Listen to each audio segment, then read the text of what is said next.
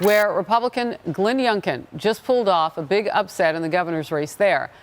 He beat Terry McAuliffe, a former governor, a Democrat, and turned that blue state red.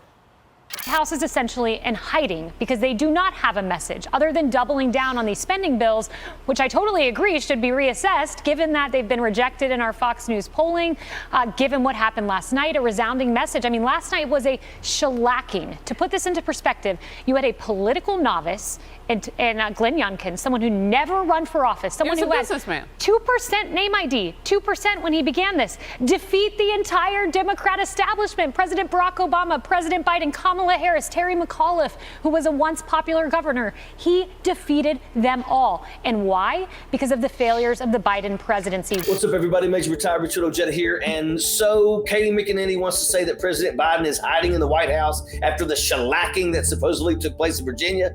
Well, Youngkin won, and the Democrats didn't all start screaming it was stolen. They didn't storm the Capitol and set up a perimeter to block Youngkin from ever taking his seat as the governor. They accepted the defeat without wanting recounts or crying like a bunch of sore losers. Actually, there were many things that the Democrats can be happy about. Democrat Ed Gainey wins and becomes the first black mayor of Pittsburgh. Democrat Eric Adams wins as the mayor of New York. Democrat Sontel Brown wins in the Ohio's 11th congressional district.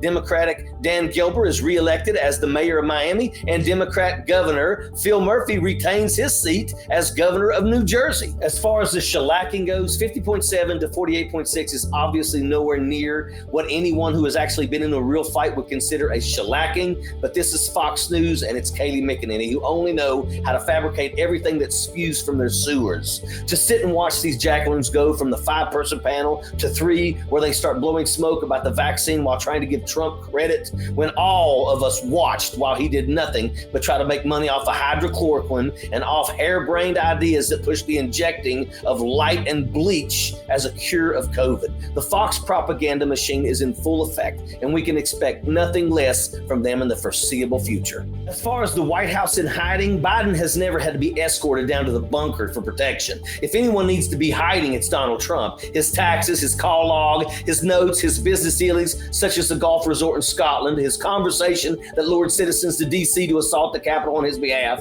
And speaking of failures, I don't think it's a failure that President Biden wants to make the filthy rich pay their fair share. It's not a failure that President Biden wants to elevate children out of poverty. It's not a failure to want to help the elderly so they won't have to cut their meds in half to make it from month to month. The failure is that we have people that would rather stand in the way of getting those things done for the people rather than make it a reality. McEnany is pure garbage that doesn't even know how to speak the truth. And that's why Fox has given her a home, because they have so much in common. Sappers clear the way, airborne all the way.